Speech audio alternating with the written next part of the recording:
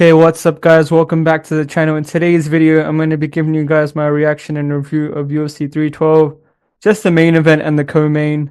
Alright, so yeah, let's get into it. So first off, we got Dricus du Plessis defeats Sean Strickland by decision 50-45, 50-45, and 49-46. And it was a really impressive performance by DDP. You know, he had really creative striking, and he was doing something really cool with his kick where he would when he would kick to the body, his knee would kind of be slightly bent, right? And he would flick it last second.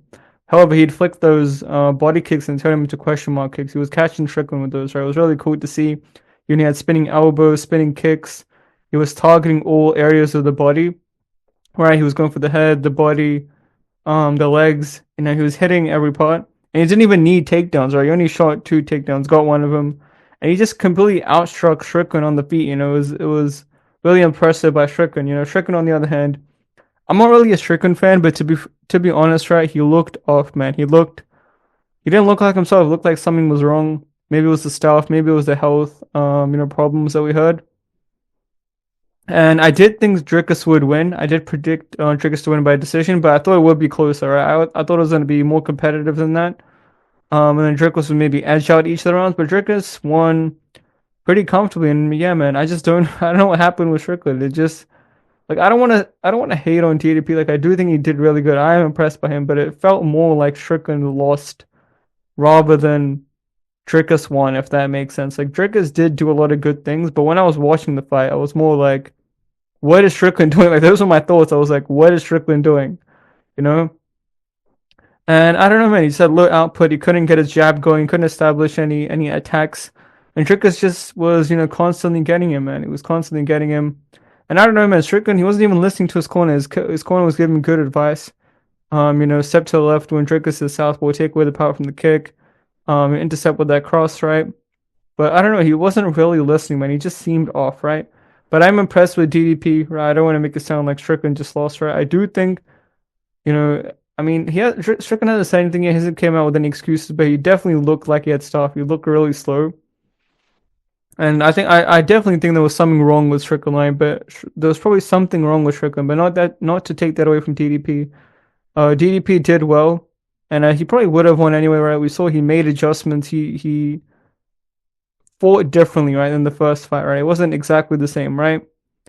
Yeah, it was a little more creative this time, and I think what I said in my prediction kind of was what happened, right? Like, Dricus did win the early rounds, right? Because that like awkward phase wasn't there anymore, right? They already fought before. They knew what to expect. Yeah, and Dricus did well, right? So yeah, man, it was a good performance by Dricus. It wasn't the most entertaining fight, right? It was alright. I mean, it wasn't too boring, but it was a little, I guess, underwhelming, right, for a main event. But yeah, as for what's next, Dricus should probably fight Hamza. And I guess time, like, what should happen? Strickland should probably fight him in a rematch, but I think because Strickland got his nose broken, I think he's gonna end up fighting Izzy, right? I think just the timeline, I think it's gonna add up. But yeah, maybe I'll make a video about that. And also Dricus might be the middleweight good as well. I'll probably make another video about that soon too. But Dricus, man, his resume is looking really good. We'll have to make a video about that soon. But moving on.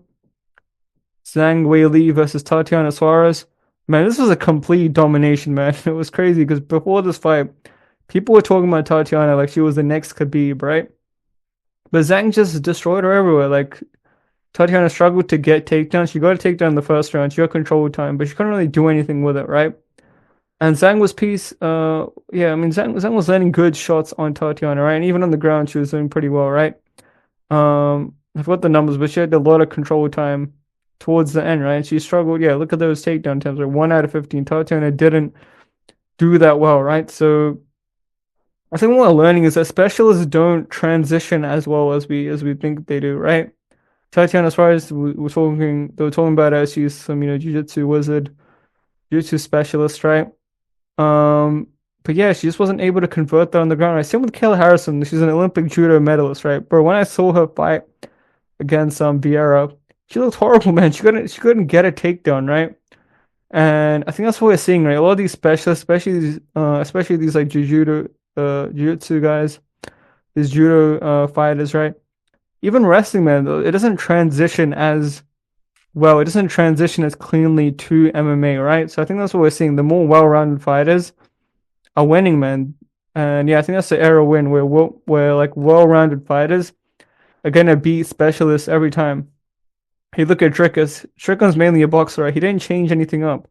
Dricus attacked from he used all his tools, right? He used all of his tools. He used the kicks. He's doing spinning attacks. He just used all his tools, right? And yeah, I think Zhang was just more well-rounded. She was better on the feet, even on the ground. She was able to stop most of Tatiana's takedowns, right? So I think that's what we're seeing here. That the more well-rounded fighters are gonna beat the specials. I might make a video about that as well soon. But yeah, man, Zhang rocked her multiple times. But she didn't go for the finish for some reason. I saw that with DDP as well. When DDP broke Strickland's nose, he didn't go for the finish. I'm not sure why. I mean, DDP did go for the finish, but I think he went kind of a bit reckless. He was just headhunting. Maybe if he was more patient, he would have been able to take out Strickland. But yeah, I don't know. Maybe people just get after the Adesanya knockout. They're just scared of like getting KO'd like that. But yeah, man, this is a great performance by Zhang. Great performance by Zhang Weili, and yeah, man, I think she should fight Shevchenko next. Like, honestly, who's gonna stop her? Like, if that's the number one contender, and they get dominated like that, like, who is beating Zhang Weili? So I think we need to see the Shevchenko fight. That'll be a crazy super fight. But yeah, man, those are my thoughts on the UFC 312. I'm not gonna go for the other fights. And if you want to know my opinion on like Jimmy Crute, man, I'm sorry, man, you're gonna have to go watch Lucas Tracy or something. But yeah. I did see the Andrew Jubilee KO'd. That was sad. They KO'd my boy. They KO'd him 19 seconds. That was a bit rough to watch, but yeah, I mean, this card wasn't too bad. Like, I mean, it was pretty. Like, I thought it was pretty underwhelming. There's no name value. The fights themselves weren't that good.